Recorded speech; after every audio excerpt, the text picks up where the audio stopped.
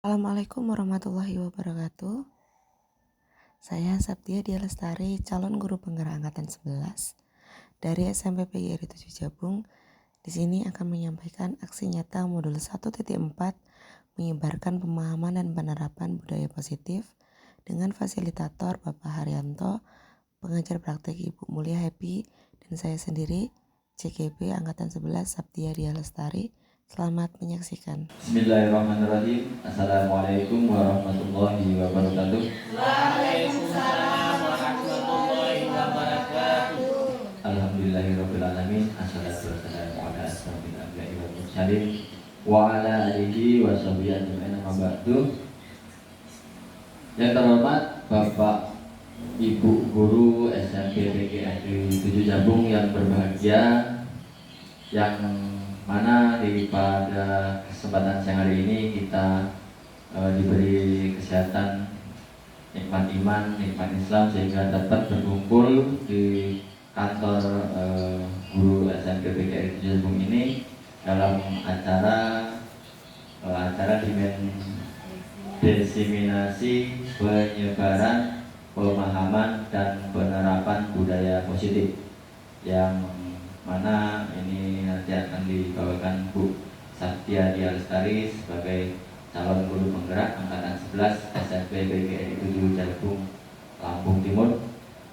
Baiklah, acara yang akan kita lalui yaitu yang pertama pembukaan, acara yang kedua yaitu inti, acara yang ketiga penutup. Marilah kita buka acara pada siang hari ini dengan lafal basmalah. Bismillahirrahmanirrahim.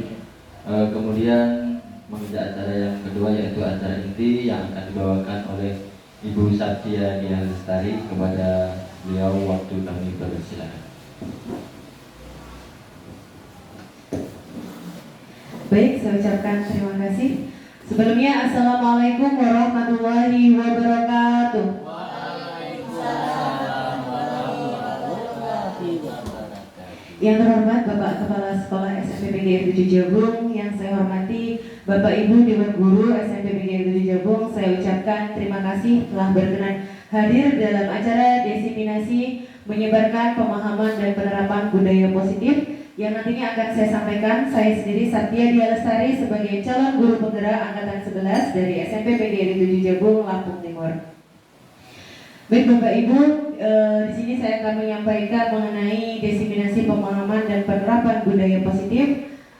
Baik, tujuan dari kegiatan yang akan kita lakukan yaitu adalah mengimplementasikan pemahaman terkait budaya positif yang dapat membantu murid belajar dengan aman dan nyaman sesuai dengan filosofi Ki Hajar Dewantara, dan sekaligus membagikan pengalaman saya kepada Bapak Ibu rekan guru semuanya.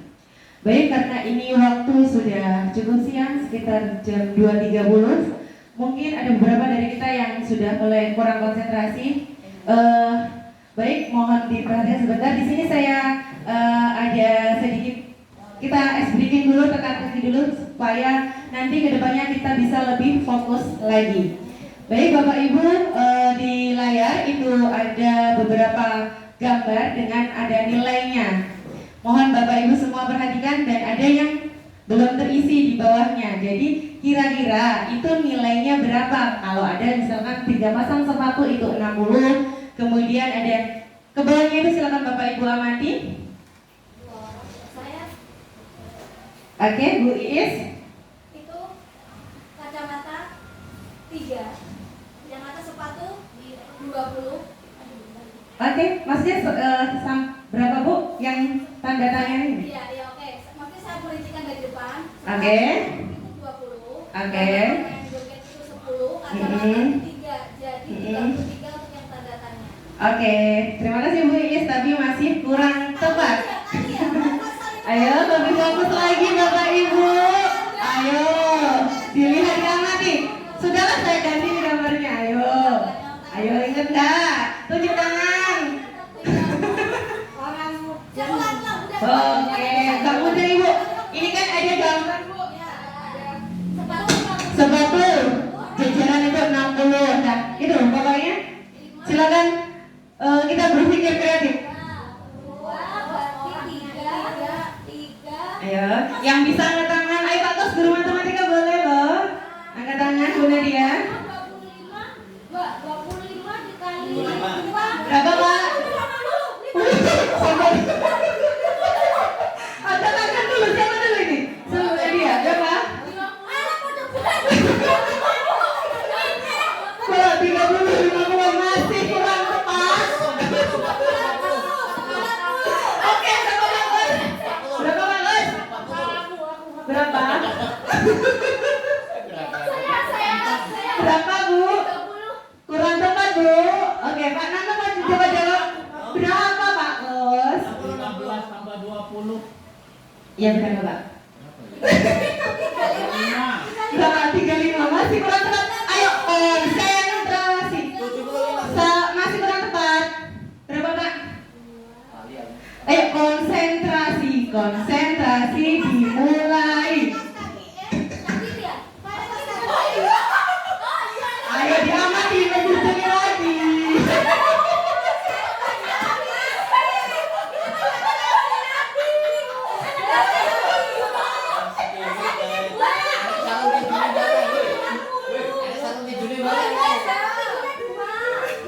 Makanya konsentrasi sudah siang ini kayaknya. Boleh lo maju, boleh maju sedikit, boleh. 15 itu 10 tambah itu 16. Berapa Bu? Masih kurang tepat Bu. Lagi Bu. Masih kurang tepat ayo dong. Berapa Bu? 108. Sama.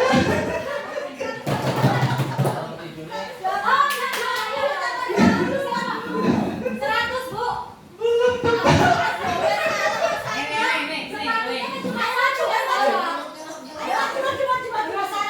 Ayo boleh. Masih kurang tepat. Ayo.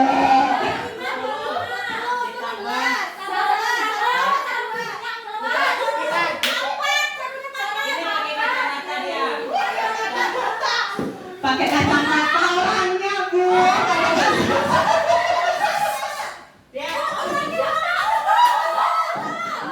Terus kita hitung kalinya dulu. Oke.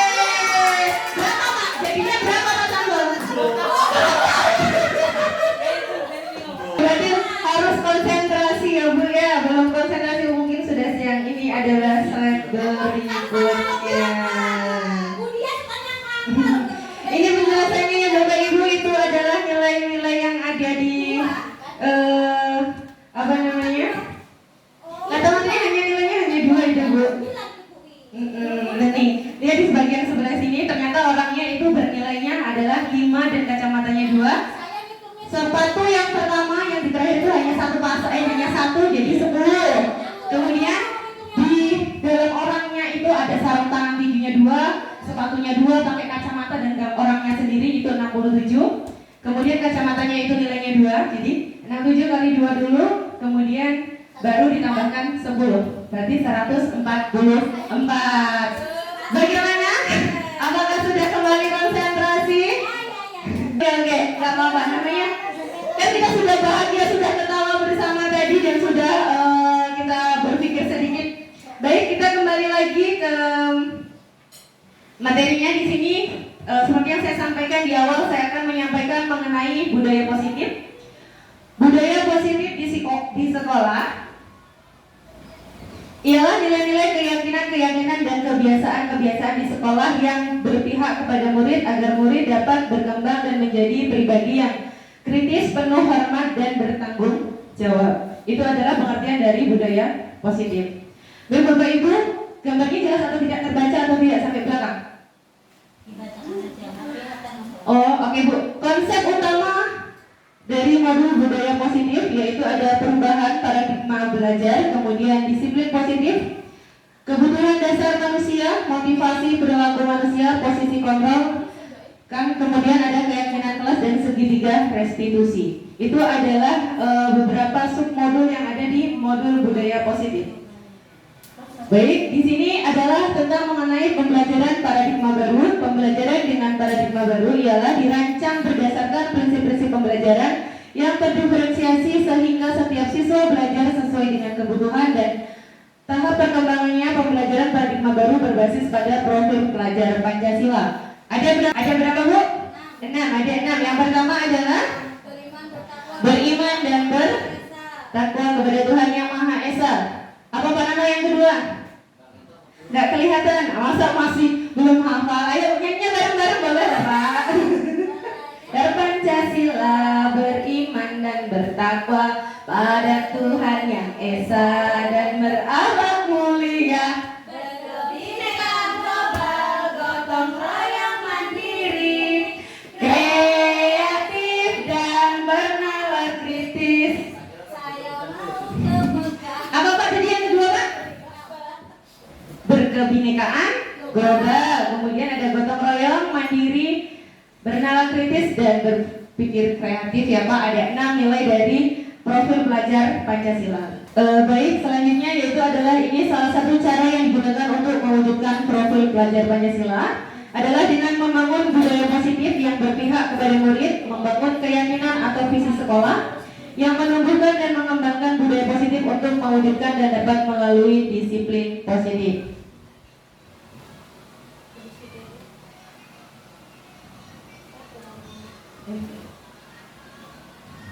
Nah, ini adalah disiplin positif. Disiplin berasal dari kata disiplina, yang artinya belajar. Disiplin mengacu pada disiplin dari yang memiliki tanggung jawab terhadap apa yang dilakukan berdasarkan nilai-nilai yang diyakini.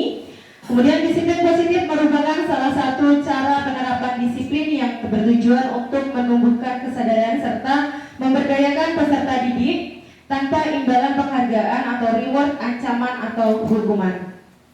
Sebagai pendidik, tujuan kita adalah menciptakan peserta didik yang memiliki disiplin diri sehingga mereka berperilaku mengacu kepada nilai-nilai kebajikan universal dan memiliki motivasi intrinsik dalam perubahan perilaku ke arah yang lebih baik lagi. Jadi kita sebagai seorang guru itu sebagai seorang pendidik kita menciptakan atau menuntun siswa agar memiliki sifat disiplin positif yang tumbuh dari dalam dirinya atau motivasi intrinsik dan bukan berdasarkan sesuatu paksaan atau reward, hadiah dan hukuman. Selanjutnya,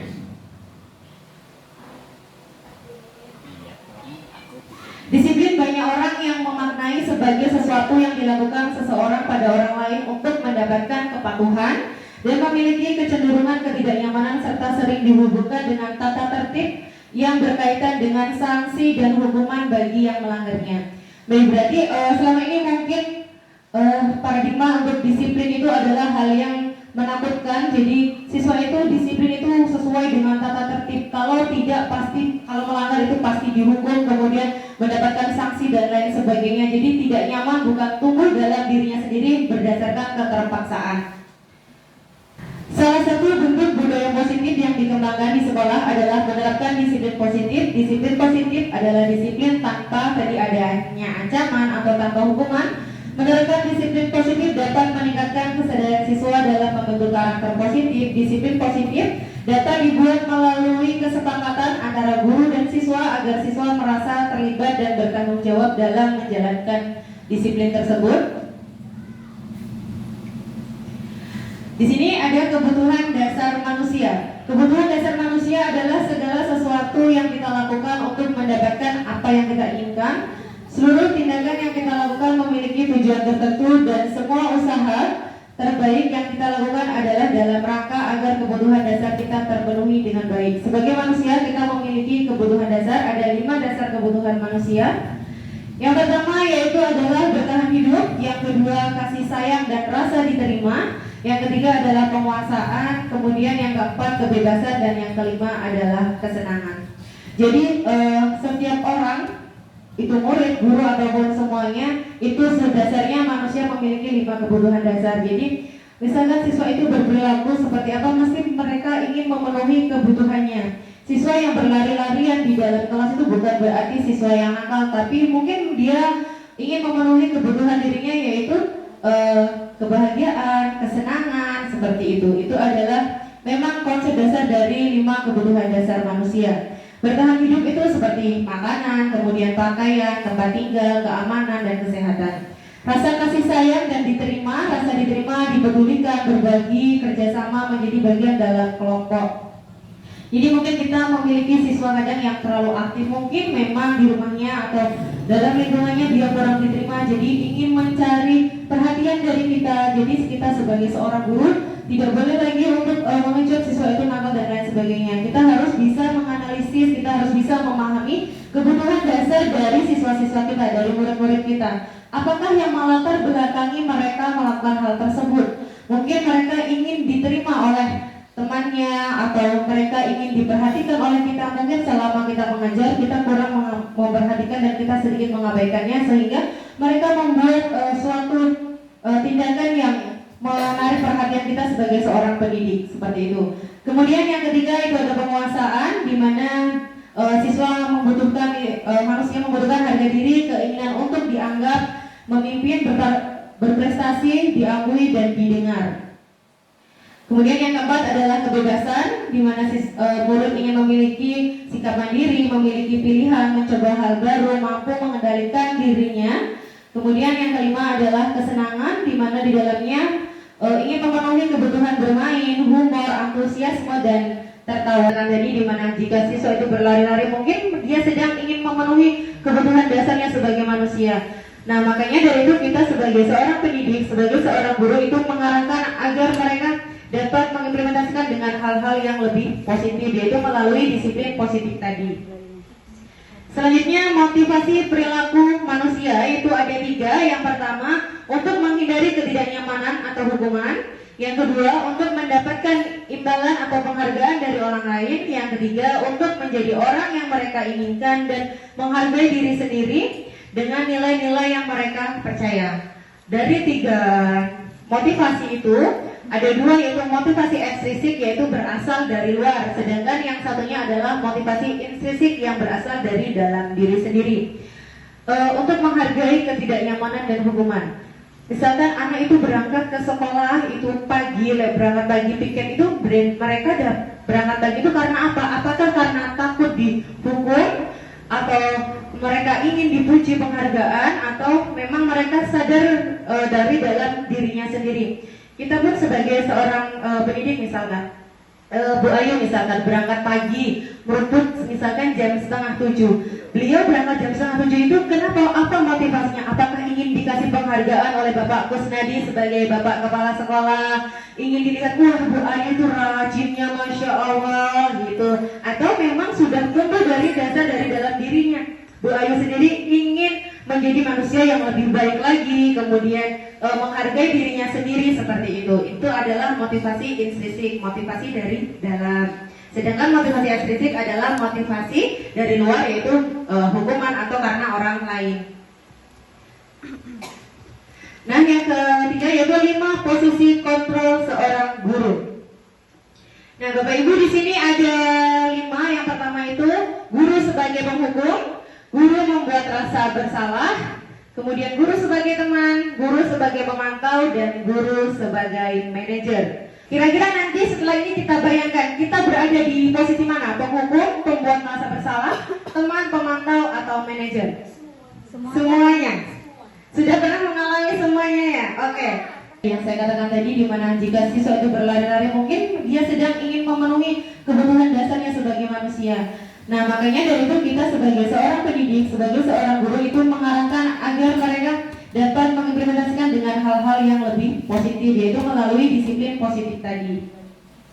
Selanjutnya motivasi perilaku manusia itu ada 3. Yang pertama, untuk menghindari ketidaknyamanan atau hukuman. Yang kedua, untuk mendapatkan imbalan atau penghargaan dari orang lain. Yang ketiga, untuk menjadi orang yang mereka inginkan dan menghargai diri sendiri dengan nilai-nilai yang mereka percaya. Dari 3 motivasi itu ada 2, yaitu motivasi ekstrinsik, yaitu berasal dari luar, sedangkan yang satunya adalah motivasi intrinsik yang berasal dari dalam diri sendiri. Untuk menghargai ketidaknyamanan dan hukuman. Misalkan anak itu berangkat ke sekolah itu pagi, berangkat pagi piket itu mereka berangkat pagi itu karena apa? Apakah karena takut dihukum, atau mereka ingin dipuji penghargaan atau memang mereka sadar dari dalam dirinya sendiri. Kita pun sebagai seorang pendidik misalkan, Bu Ayu misalkan berangkat pagi, merumput misalkan jam 6:30. Beliau berangkat jam 6:30 itu kenapa? Apa motivasinya? Apakah ingin dikasih penghargaan oleh Bapak Kusnadi sebagai Bapak Kepala Sekolah? Ingin dilihat, wah Bu Ayu tuh rajinnya Masya Allah gitu. Atau memang sudah tumbuh dari dasar dari dalam dirinya, Bu Ayu sendiri ingin menjadi manusia yang lebih baik lagi, kemudian menghargai dirinya sendiri seperti itu. Itu adalah motivasi intrinsik, motivasi dari dalam. Sedangkan motivasi ekstrinsik adalah motivasi dari luar, yaitu hukuman atau karena orang lain. Nah, yang ketiga yaitu 5 posisi kontrol seorang guru. Nah, contoh penerapan 5 posisi kontrol guru, yaitu yang pertama kasus itu siswa tidak memakai atribut lengkap saat upacara bendera. Hormat pada bendera selama 1 jam, itu adalah hukum. Bagaimana? Bapak Ibu sudah pernah melakukan itu? Sering banget. Oke, sudah khatam ya sama. Ayo gak pakai atribut hormat 1 jam, gak mengerjakan PR, lari lapangan, seperti itu biasanya. Berdiri, gak pakai dasi, berdiri di depan pintu. Kemarin saya yang. Kemudian yang kedua itu sekarang beberapa kali ibu bapak harus memberitahu kamu selalu saja mengecewakan ibu. Gitu. Itu berarti membuat rasa bersalah. Selanjutnya yaitu ayo dong ikuti aturan sekolah, tolong bantu ibu misalkan, bantu ibu ya sekali ini saja, sudah tidak apa-apa, lain kali jangan sampai berbuat seperti ini lagi ya.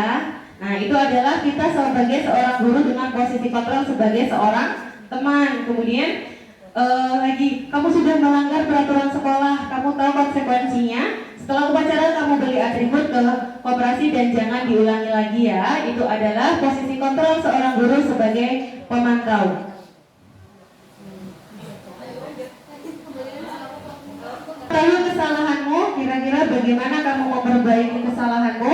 Itu adalah posisi kontrol seorang guru sebagai manajer. Jadi, di mana kita memberikan kesempatan kepada siswa untuk mengetahui terlebih dahulu apa sih kira-kira kesalahan yang telah dilakukannya, kemudian apa yang alasan mereka melakukan kesalahan itu dan bagaimana nantinya mereka dapat memperbaiki dan menemukan solusi dari permasalahannya sendiri. Jadi bukan kita yang kamu harus seperti ini gitu, bukan, tapi kita yang menuntun siswa, yaitu sebagai posisi kontrol sebagai seorang manajer. Nah, di sini saya ada beberapa contoh kalimat. Nanti Bapak Ibu silakan tentukan dia berposisi kontrol sebagai apa. Kalimatnya saya kecewa sekali dengan kamu. Itu kira-kira posisi kontrol seorang guru sebagai apa? Pemantau, penghukum, membuat rasa bersalah, teman atau manajer? membuat rasa bersalah. Apa? Membuat rasa bersalah. Apakah benar? Deng. Iya, ternyata benar. Itu adalah membuat rasa bersalah. Sering kali nih kita lakukan kepada siswa kita, misalkan mereka tidur di kelas. Nah, saya sangat kecewa sama kamu. Coba kamu pikirkan orang tuamu di rumah itu mencari uang itu susah. Kamu di sekolah hanya tidur saja, nggak mau belajar. Itu adalah contoh kalimat dari pembuat rasa bersalah. Jadi kita seakan-akan siswa itu akan menjadi berkecil hati, merasa mereka berdosa yang sangat besar. Itu biasanya sering dilakukan oleh ibu-ibu biasanya. Ibu biasanya seperti itu. Ayo nak, coba lihat orang tuamu sampai kandur di sawah dan kamu di sini hanya tidur saja, seperti itu. Ayo nak, coba lihat orang tuamu sampai kandur di sawah dan kamu di sini hanya tidur saja, seperti itu. Lanjut, kemudian ada lagi di sini, kamu terlambat 15 menit. Apakah kamu sudah mengerti konsekuensi yang harus dilakukan bila terlambat? Itu sebagai apa? Pemantau, penghukum, pembuat rasa bersalah, teman atau manajer? Oke, sebagai pemantau, coba kita lihat, deng deng deng deng. Oke, luar biasa, ternyata benar sebagai pemantau. Sebagai pemantau itu dimana kita sudah memberikan siswa itu tahu bahwa konsekuensi yang telah dilakukan, misalkan kalau mereka terlambat Masuk kelas berarti mereka nanti misalkan harus mengikuti belajar kembali di jam istirahat seperti itu. Kemudian yang ketiga, apa rencana kamu untuk memperbaiki hal ini? Kira-kira ini sebagai apa? Sebagai manajer. Apakah benar sebagai manajer? Oke, benar sebagai manajer, yaitu mereka diberikan kesempatan untuk mencari solusi dari persoalannya atau permasalahannya sendiri. Lanjut, mungkin dari Bapak Ibu boleh memimpin S Breaking ke depan sambil kita merefresh otak kita kembali, boleh? S Breaking dulu boleh. Tadi Bu Ayu katanya ingin memimpin S Breaking, boleh sini Bu ke depan biar kita relax dan selalu bahagia. Ayo Ibu Ayu, boleh? Jempol jari yang kanan, kelingking jari yang kiri, diganti-ganti yuk, diganti-ganti yuk, diganti-ganti yuk, diganti-ganti yuk. Dua jari yang kanan, dua jari yang kiri, ditembak-tembak dor, ditembak-tembak dor, ditembak-tembak dor, ditembak-tembak dor. Lima jari yang kanan pegang telinga, lima jari yang kiri memegang hidung, diganti-ganti yuk, diganti-ganti yuk, diganti-ganti yuk, diganti-ganti yuk. Lima jari yang kanan jadi gergaji, krek krek krek krek krek krek. Lima jari yang kiri menjadi palu, dok dok dok dok dok dok, krek krek krek, dok dok dok. Oke, itu dia S Breaking-nya Bapak Ibu. Itu S Breaking untuk melatih otak kanan dan otak kiri ya Bapak Ibu supaya lebih konsentrasi. Terima kasih. Wabarakatuh. Sekali lagi terima kasih Bu Ayu sudah memberikan S Breaking dan membuat kita semua menjadi rileks dan berpikir. Lanjut yaitu ke materi keyakinan kelas. Mengapa keyakinan kelas dan bukan peraturan kelas? Dari bagaimana dari Bapak Ibu, kenapa kita harus membuat keyakinan kelas dan bukan peraturan? Apa sih bedanya keyakinan dan peraturan itu? Saya coba menjawab ya Bapak Ibu. Kalau keyakinan kelas itu dibuat bersama-sama sesuai dengan kesepakatan bersama di kelas antara guru dan murid. Tapi kalau peraturan kelas itu biasanya yang membuat guru, yang lain harus siap mengikuti aturan tersebut, atau pihak sekolah yang bikin peraturan, semua warga sekolah harus siap melaksanakan peraturan itu. Seperti itu. Terima kasih buat Bu Lili, luar biasa. Tepuk tangan buat Bu Lili. Terima kasih Bu Lili.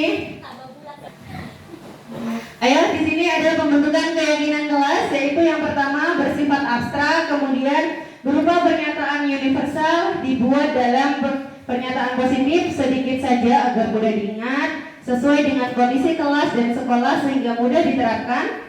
Semua warga dilibatkan saat membuat keyakinan kelas. Langkah-langkah utama dalam menetapkan keyakinan kelas. Langkah yang pertama yaitu berdiskusi mengenai peran seluruh warga sekolah. Peraturan menjadi kalimat positif.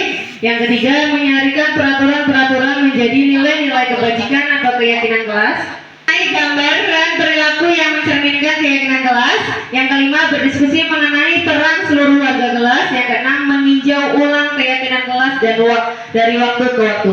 Bagaimana Bapak Ibu, apakah di kelas sudah menerapkan keyakinan kelas sebelumnya di awal semester, ataukah sudah membuat keyakinan kelas bersama siswa-siswanya? Sudah. Apakah sudah langkah-langkahnya seperti apa? Seperti yang ada di depan sudah berjalan seperti itu, atau punya langkah-langkah tersendiri? Oke, sisa Allah seperti yang. Selanjutnya ini contoh keyakinan kelas. Yang pertama yaitu siswa hadir di kelas dengan tepat waktu. Kemudian yang kedua, berperilaku sopan, santun, dan saling menghargai. Yang ketiga, menjaga kebersihan dan merawat fasilitas kelas. Itu adalah 3 contoh dari keyakinan kelas. Di sini misalkan tadi kan kita membuat keyakinan kelas itu harus sesuai dengan apa yang diinginkan oleh siswa, kita arahkan. Kemudian dengan kalimat positif. Misalkan biasanya kan ada peraturan atau tata tertib itu. Yang pertama, jangan berisik saat belajar. Nah, itu kira-kira apakah sudah termasuk kalimat positif atau belum? Belum. Kalimat positifnya kalau belum yang seperti apa, Bu? Belajar di sini. Ciptakan Apa, Pak? suasana tenang dalam belajar, karena ketenangan itu merupakan keindahan. Oh, luar biasa. Terus tepuk tangan. Segitiga melingkar pada Pak Kos. Pak Kos, Pak Samsul. Itu tadi menciptakan suasana yang apa tadi, Pak? Yang tenang. Tenang, aman. Nah, seperti itu adalah contoh dari kalimat positif. Jadi anak itu tidak merasa dilarang, soalnya biasanya siswa itu kalau kita larang akan semakin menjadi-jadi. Nah, jangan. Ya sudah, malah tambah. Biasanya seperti itu. Makanya kita biar tidak merasa mereka tertekan, kita menggunakan kalimat positif. Selanjutnya yaitu adalah segitiga restitusi. Segitiga restitusi yaitu suatu proses dialog yang dijalankan oleh guru agar dapat menghasilkan murid yang mandiri dan bertanggung jawab. Ada 3 tahapan pada segitiga restitusi, yaitu yang pertama menstabilkan identitas, kemudian memvalidasi tindakan yang salah, kemudian yang terakhir menanyakan keyakinan. Bisa nggak dia urutannya dirubah? Apakah boleh mulainya dari validasi tindakan yang salah terlebih dahulu? Dari urutan awal, menstabilkan identitas. Urutan awal, dari menstabilkan identitas. Oke. Terima kasih. Kita lanjut. Menstabilkan identitas. Nah, di sini berdasarkan prinsip membuat kesalahan adalah bagian dari proses pembelajaran. Contoh kalimatnya. Misalkan di situ ada misalkan anaknya berbuat salah, kita sebagai seorang guru itu berkata seperti ini, berbuat salah itu wajar, Nak. Gitu. Tidak ada manusia yang sempurna. Itu adalah beberapa contoh yang bisa Bapak Ibu baca di depan. Tapi biasanya kalau anak salah itu apa sih yang pertama kita ucapkan kepada anak? Apakah sudah sesuai seperti ini? Kalau misalkan anak terlambat masuk, berbuat salah itu wajar, Nak. Gitu. Sesuai, Bu? Yakin, Bu? Alhamdulillah sudah sesuai. Gimana? Apakah sudah sesuai? Ada anak kemarin, sudah mendekati, Pak? Misalkan ada anak terlambat, ibu bapak juga pernah melakukan itu dulu, gitu. Sesuai, alhamdulillah. Berarti sudah semuanya sudah bisa menstabilkan identitas. Soalnya saya sendiri terkadang berusaha untuk menerapkan segitiga restitusi, tapi mulut saya itu masih latah terkadang ke anak itu. Dalam hati itu, oh iya segitiga restitusi harus saya terapkan. Tapi ketika pelaksanaan itu, kenapa tadi terlambat? Kamu jangan kesiangan main game terus ya tadi malam. Pasti pertama itu sering terucap seperti itu, Mas Yan. Oh iya itu. Kemarin lo ada anak di kelas 8 tiduran kata marah. Oh, nggak dimarah, Bu. Terus di apa kan, Bu? Di Nina Bobogan. Berarti suruh melanjutin. Oh, mungkin memang kebutuhan mereka tadi ya, Bu, ya. Betul dasar manusia, mereka capek, ngantuk, nggak apa-apa, Nak. Saya pulang. Tetap habis main game, Bu. Nah itu makanya mungkin ini contohnya yang biar bisa kita sama-sama memperbaiki ke depannya. Saya bacakan lagi. Misalkan kalimatnya itu, ibu bapak juga pernah melakukan itu, kemudian ibu bapak tidak mencari siapa yang salah, tapi ibu atau bapak ingin mencari solusi dari permasalahan ini. Terus yang terakhir, kamu berhak merasa begitu. Selanjutnya yaitu validasi tindakan yang salah. Berdasarkan prinsip setiap perilaku berupaya memenuhi suatu kebutuhan tertentu. Misalkan tadi anak yang terlambat, Mas Yan, kasusnya sama. Kamu pasti punya alasan mengapa melakukan hal itu. Itu seharusnya yang kita ucapkan kepada anak. Tapi pada praktiknya, seperti yang saya katakan tadi, kita seringkali, Allah tadi malam kamu main game aja. Sampai jam berapa kamu main game? Sampai jam 2, jam 3, jam 5. Padahal belum tentu, mungkin mereka tadi malam membantu ibunya. Misalkan mungkin ibunya repot, siang nggak bisa nyuci sampai malam. Atau mungkin kerja ke pasar, seperti itu, membantu ibunya masak. Nah, berarti kita harus menanyakan dulu apa sih alasan mereka. Kemudian selanjutnya adalah, padahal kamu bisa melakukan yang lebih buruk dari ini. Pernah nggak kita kayak misalkan anak salah nih, sudah terlambat 15 menit gitu, terus memvalidasi tindakannya. Kita katakan, padahal kamu bisa melakukan yang lebih buruk daripada ini. Ini bukan menyuruh anak untuk berperilaku yang lebih buruk ya Pak, Bu, tapi kita itu hanya memvalidasi, nah mungkin kamu bisa melakukan hal lebih buruk dari ini agar mereka itu tidak merasa terintimidasi. Dan yang ketiga, patut bangga karena telah melindungi sesuatu yang penting buat kamu. Ini contoh kalimat, misalkan anak yang bertengkar itu mungkin punya alasan dia membela dirinya sendiri atau membela barang yang mereka miliki. Jadi kita kalau ada siswa yang bertengkar jangan langsung kita marahi terus nggak keluarnya golok sisan ngomong biasanya terus teman-teman ayo ke lapangan gitu. Biasanya kalimat-kalimat seperti itu yang sering keluar dari kita. Nah ini sebagai pembelajaran di mana kita biar bisa lebih bijak. Kemudian yang ketiga yaitu menanyakan keyakinan. Berdasarkan prinsip teori kontrol bahwa pada dasarnya kita termotivasi secara intrinsik. Dan seperti saya jelaskan tadi, motivasi intrinsik adalah motivasi yang berasal dari dalam diri seseorang itu masing-masing. Dan tadi kita sudah belajar membuat keyakinan kelas. Contohnya pertanyaannya itu seperti, nah apa keyakinan kelas kita? Jadi kalau dia melanggar itu kita tanyakan dulu, apa keyakinan kelas kita? Nilai-nilai apa yang telah kita sepakati? Seperti itu. Seperti apa sih gambaran sebuah kelas yang ideal menurut kamu? Jadi mereka diberikan gambaran, mereka itu sebenarnya menginginkan kelas seperti apa. Pada dasarnya anak itu adalah masih kertas buram ya Bapak Ibu, bukan kertas kosong yang kita isi seenak kita, tetapi mereka adalah kertas buram yang sudah memiliki sketsa. Jadi kita sebagai seorang guru itu tidak bisa membuat anak berubah, tapi kita bisa menuntun, menebalkan hal-hal yang positif dan kita bisa makin lama memburamkan hal-hal yang negatif. Jadi kita tanyakan keyakinan kelasnya itu seperti apa, nilai-nilai yang mereka inginkan, terus kelas yang mereka dambakan itu kelas yang seperti apa. Selanjutnya, contoh penerapan restitusi. Itu di sini kasusnya yaitu adanya laporan bahwa seorang siswa ketahuan mengumpulkan PR dan hasil menyalin dari pekerjaan. Assalamualaikum Bu. Selamat siang baru. Bagaimana kabarnya baru? Alhamdulillah baik Bu. Ini adalah contoh dari Mungkin karena PR matematika yang kemarin Bu. dilakukan oleh Ananda. Dan Mbak Ros sudah mengumpulkan PR matematikanya, tapi kenapa masih saat itu Iya, saya PR kamu bukan dari tapi hasil kerjanya sendiri melainkan mencontek dari hasil. Baru sudah tahu. Bersama-sama kita simak videonya. Kita sebagai manusia memang adalah tempatnya salah, dimana kita bukan manusia yang sempurna. Di sini bukan baru ya, dan kita sama-sama mencari solusi untuk kedepannya biar baru bisa mengumpulkan PR tepat waktu dan hasil kerja dari Mbak Arum sendiri. Ibu tahu kenapa Mbak Arum kok tidak mengerjakan PR? Karena saya capek Bu dan mengantuk. Saya tadi malam tidur terlalu malam dan paginya saya kesiangan sehingga tidak dapat mengerjakan PR. Kalau ibu boleh ibu tahu Mbak Arum bangun jam berapa? Jam 6:30 Bu. Oke. Ya, kita kan punya keyakinan pasti Mbak Arum. Mbak Arum kan sudah sesuai dengan keyakinan kelas atau belum? Belum Bu. Yang mana? Akan bertanggung jawab dan akan selalu jujur. Oke, benar, berarti harus bertanggung jawab dan jujur. Nah, berarti kedepannya bagaimana? Adakah solusi yang Mbak Arum dapatkan? Saya akan berusaha mengerjakan PR 1 hari sebelumnya dan saya tidak akan tidur terlalu malam lagi Bu. Oke, terima kasih Mbak Arum. Nah, itu tadi solusinya. Nah, tadi pengerjaan tadi sehari sebelumnya ya Mbak Arum ya. Luar biasa, Mbak Arum bisa menemukan solusi dari masalah Mbak Arum sendiri. Ibu doakan semoga kedepannya lebih baik lagi ya. Terima kasih Mbak Arum. Terima kasih Bu. Permisi. Salam, permisi.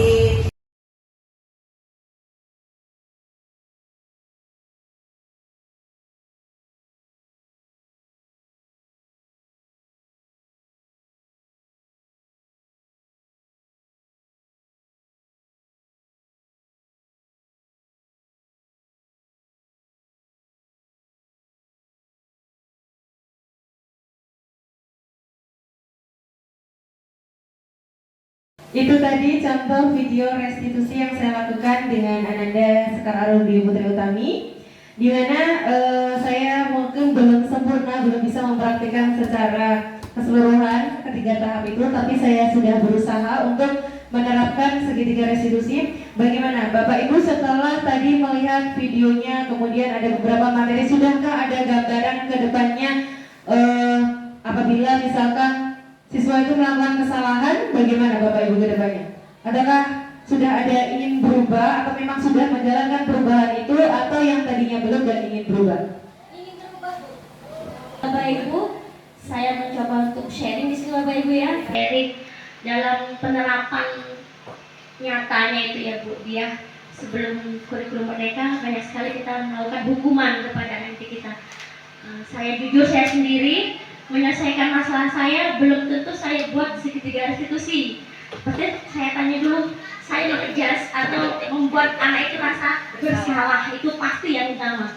Sering menghukum anak ke depan, seperti tiang bendera, sampai menyuruh membersihkan WC dan lain sebagainya. Itu saya jujur. Di sini setelah saya melihat sosialisasi dari Bu Dia, terbukalah mata saya, ternyata ada beberapa cara atau juknis yang harus dilakukan oleh Bapak Ibu guru dalam menghadapi anak yang bermasalah seperti itu. Dan mungkin yang mungkin bisa nggak kita terima ya Bu ya, kok anak sudah salah masih kita bilang tidak apa-apa nak ya, di luar nurul saya gitu, masih nggak diterima ya Bapak Ibu. Harusnya kan harus, nak kamu kok ini malah tidak apa-apa nak. Memang awalnya itu bertentangan dengan hati nurani saya Bapak Ibu. Mungkin yang lain silakan untuk sharing. Terima kasih Bu Dia. Terima kasih Bu Lili untuk sharingnya mengenai menghadapi anak-anak. Kemudian mungkin itu tadi kan Bu Lili sharing, beliau masih terkadang masih terbawa, masih latah itu tadi dengan hukuman, kemudian merasa bersalah. Adakah di sini Bapak Ibu yang benar-benar sudah menerapkan segitiga restitusi, dan apakah sudah secara maksimal? Mungkin Bu Mutia boleh berbagi cerita. Terima kasih. Sebelumnya saya akan memberikan apresiasi terlebih dahulu untuk CGP kesayangan kita, Ibu Satya Dia Lestari. Iya, mudah-mudahan nanti lulus 100% ya. Amin.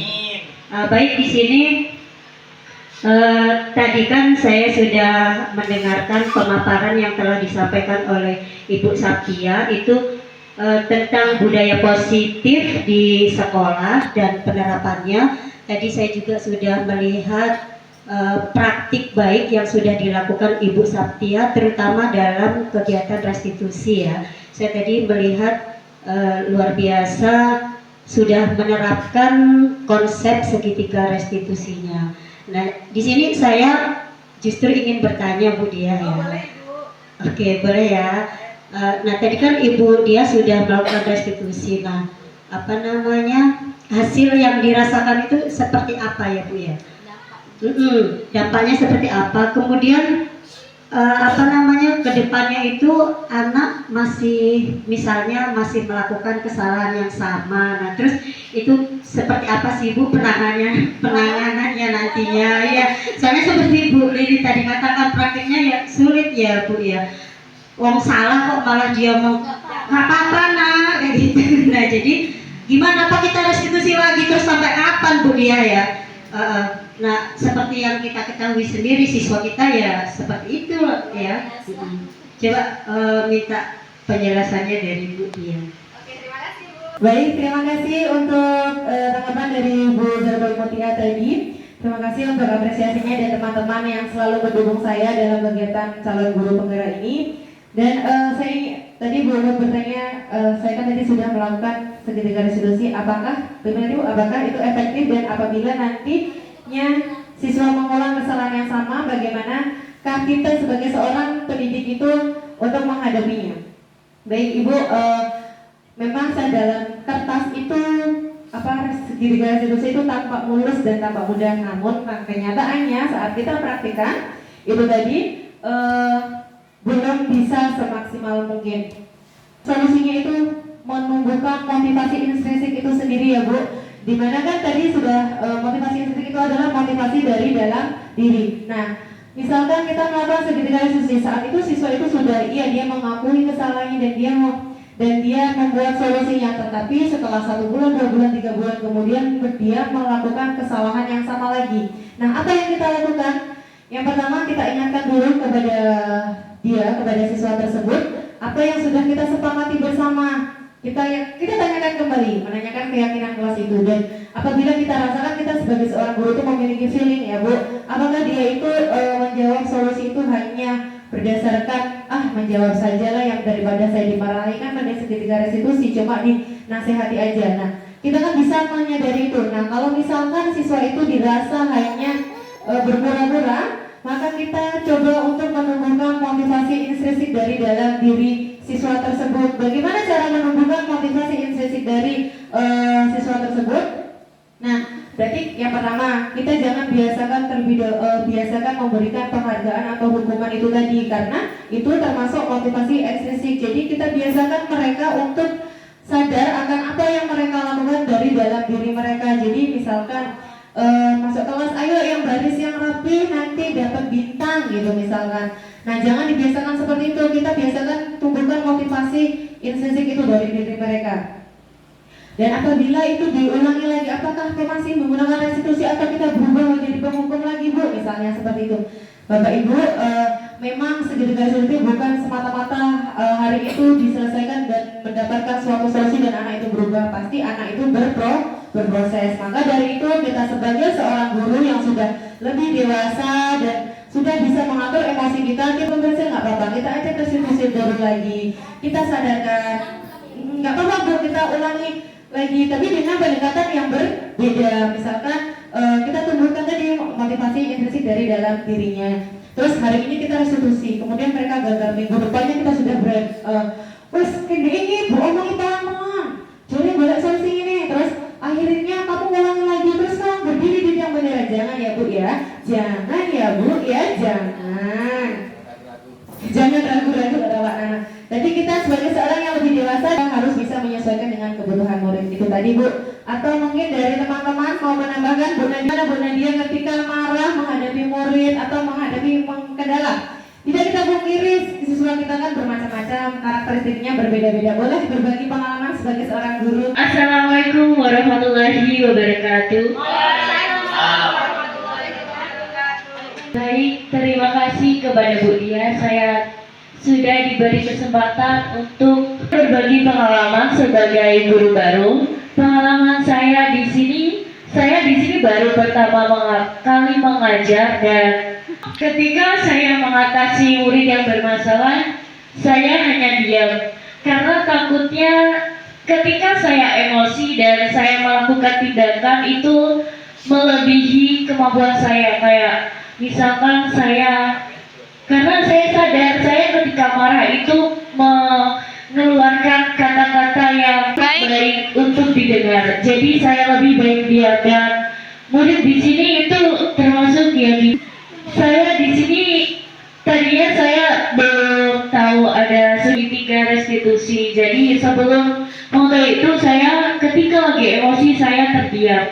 Tapi setelah saya melihat sosialisasi Ibu Saptiadia tentang saya ingin mengubah diri saya untuk menjadi lebih baik, dan Lebih bijak. semoga kedepannya saya bisa lebih mengontrol emosi saya dan bisa menerapkan segitiga restitusi. Kasih aplaus buat kita. Ya, siap.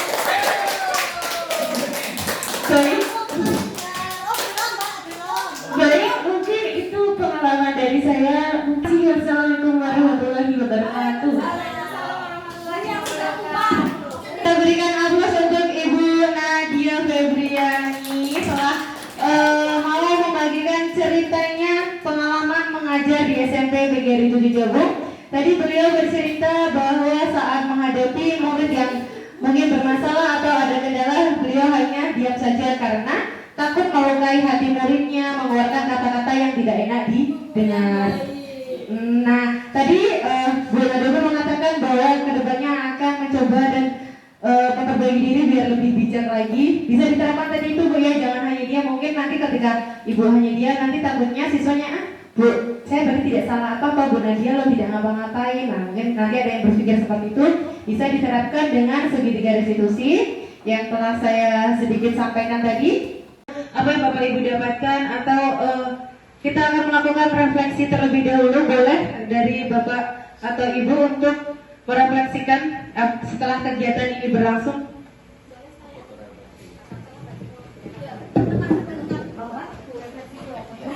Batalnya Bu Saptiadia. Assalamualaikum warahmatullahi wabarakatuh. Waalaikumsalam.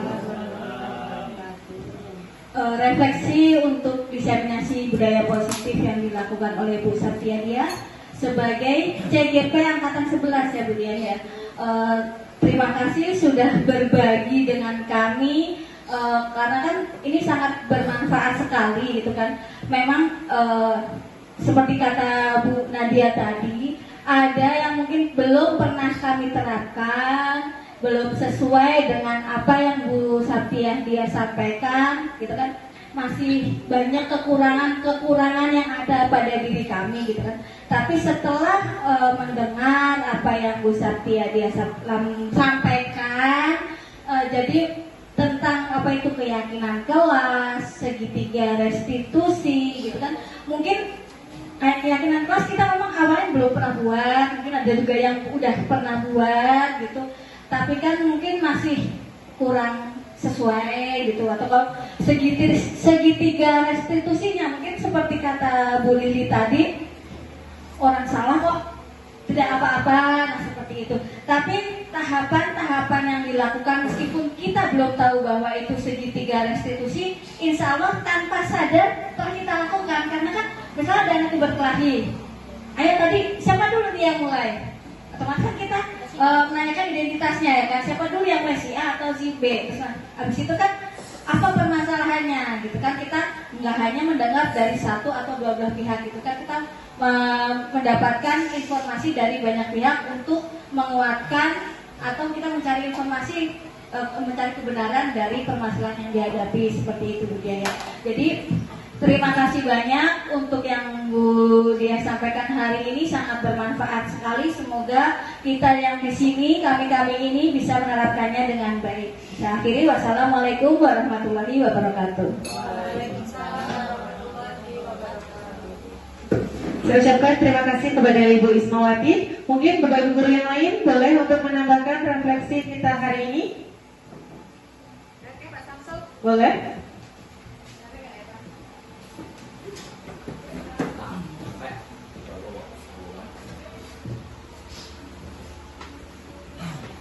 Assalamualaikum warahmatullahi wabarakatuh. Waalaikumsalam. Terima kasih atas waktunya. Untuk hal-hal yang kita perlu ketahui dan perlu kita lakukan untuk mendidik generasi penerus bangsa, bahwa kita itu sedang memperbaiki karakter seorang murid ya, dan kita harus mengetahui sifat-sifat murid atau anak ya, supaya kita melakukannya lebih mudah untuk menangannya. Bahwa kalau ini penjelasan ini alhamdulillah sudah mendekatilah dengan tuntunan yang diajarkan oleh Rasulullah Shallallahu Alaihi Wasallam, di mana tidak boleh mengatakan yang buruk-buruk karena setiap ucapan adalah doa. Perlu diketahui bahwa anak itu, kalau menurut Ali bin Abi Thalib, itu usia 0 sampai 7 tahun, itu kata Ali bin Abi Thalib itu adalah lakukan anak seperti raja. Nah itu, jadi kalau kadang melakukan kesana yang wajar. Jadi kalau kadang melakukan kesana ya wajar.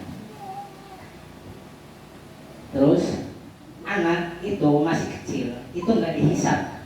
Tapi kalau kita mengatakan masih kecil, anaknya nakal, tapi kita bicara sembarangan, kita yang dihisap, anak itu belum. Kemudian usia 7 sampai 14 tahun, yaitu usia 7 tahun yang kedua, itu kata Ali bin Abi Thalib adalah perlakukan anak itu seperti kayak tahanan. Maksudnya apa? Ada aturan, tetapi aturan memperingatkan dengan cara yang baik. Gitu. Kenapa? Contohnya aja. Dalam hadis itu usia 7 sampai atau usia 7 tahun itu kata Nabi perintahkan untuk sholat. 10 tahun meninggalkan itu ibaratnya ada peringatan keras, bisa dipukul melalui fisik atau ada perkataan yang tegas sekali gitu untuk penekanan bahwa dilarang untuk meninggalkan sholat itu.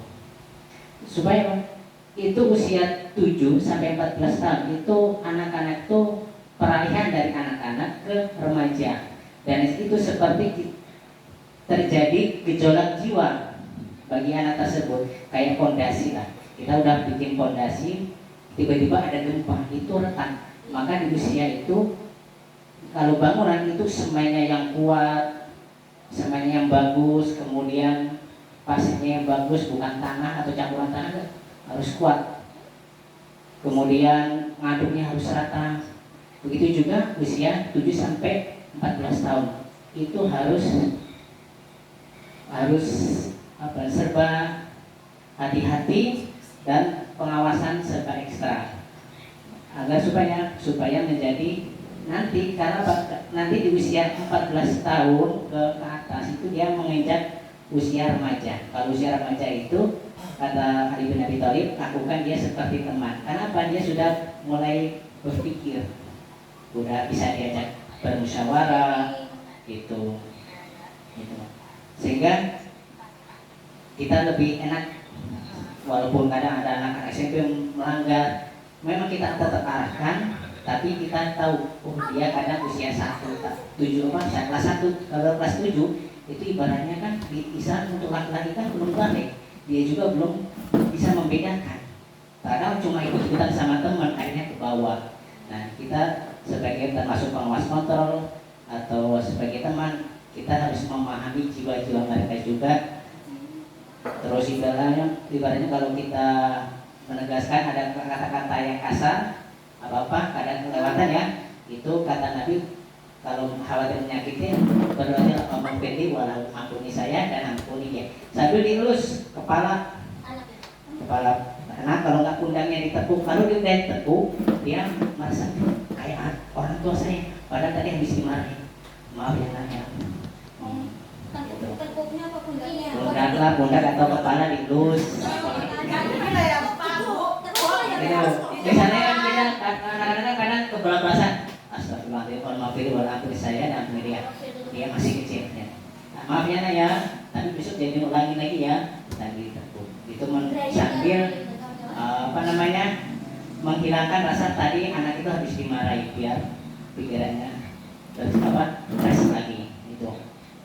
Kemudian walaupun seanak-anakannya anak kita diminta untuk mengucapkan perkataan yang baik, karena ada kisah itu, karena ada kisah ulama besar yaitu Sudes yang Imam Masjidil Haram itu waktu kecil itu bandelnya minta ampun,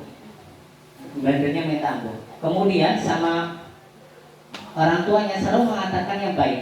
Kemudian ada tamu, tiba-tiba anaknya itu bawa pasir dilempar ke makanan tamu. Kemudian apa yang dilakukan? Orang-orang tuanya sebenarnya malu betul, tapi kan anak harus jadi orang soleh, artinya dengan kesalahan tapi mengucapkan, nah mudah-mudahan kamu jadi imam besar Masjidil Haram. Akhirnya begitu selanjutnya dengan doa kita sebagai orang tua ataupun guru, alhamdulillah ternyata yang bandel Alexis jadi orang besar. Begitu. Walaupun kita kadang habis marah, ya habis marah wajar ya kadang ya, karena bahkan tadi kita refleks diri sendiri, pribadi kita untuk selalu mengatakan yang terbaik. Misalnya sampai apalagi gini, anak-anak ada yang bandel juga, itu masuk ke kita, itu termasuk rezeki kita sebenarnya. Kalau walaupun nggak ada yang bandel, ada yang pindah dari pondok itu kan karena nggak betah di sana, di sini walaupun bandel ya termasuk hikmah kita lah. Ya alhamdulillah rezeki kita gitu. Karena tugas kita adalah untuk mencerdaskan generasi bangsa. Walaupun sebenarnya saya yang ucapkan itu sebenarnya saya kadang melakukan hanya beberapa persen. ya gitu. Tapi ya saya kalau ada kesalahan juga saya minta ditegur juga, jadi saling mengingatkan ya. Kalau khawatirnya apa, kalau walaupun saya perilakunya kadang kurang pas, kalau nggak menyampaikan ya nanti nggak ada yang pernah menyampaikan kebenaran. Harus menyampaikan kebenaran harus baik dulu, nggak perlu itu mah belakangan gitu. Kalau bisa, tapi kalau nggak mampu dulu ya udah nggak apa-apa, yang penting sampaikan dulu. Khawatir kalau nggak ada yang menyampaikan malah yang keburukan, yang merasa benar nanti itu saja.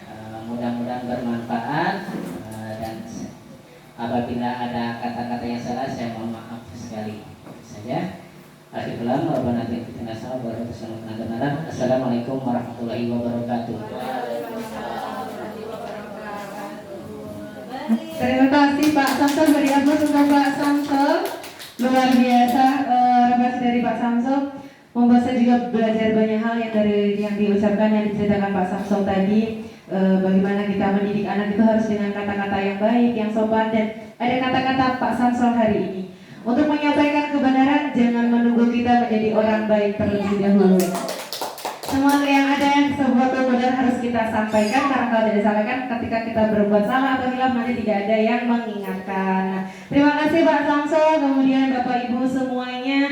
Bagaimana? Ada yang ingin menambah lagi? Sudah? Cukup? Terima kasih Bapak Ibu semua. Semoga kita bersama-sama bisa menerapkan disiplin positif di SMP PGRI 7 Jabung ini dengan lebih baik lagi ke depannya. Kita belajar bersama-sama, beriringan, bergandengan tangan untuk saling mengingatkan dan saling berbagi. Baik, dalam penerapan program disiplin positif, hendaknya guru memiliki standar kepribadian profesional dan sosial yang baik, di mana guru mampu merefleksi dirinya dalam posisi kontrol saat ini, bagaimana perjalanannya dirinya sebagai among atau manajer yang menuntut murid-muridnya menjadi insan yang mandiri, merdeka, dan bertanggung jawab terhadap standar nasional pendidikan. Terima kasih. Sebelumnya saya ucapkan mohon maaf apabila ada salah kata dalam penyampaian materi. Saya akhiri. Wassalamualaikum warahmatullahi wabarakatuh. Baik, saya kembalikan kepada pembawa acara.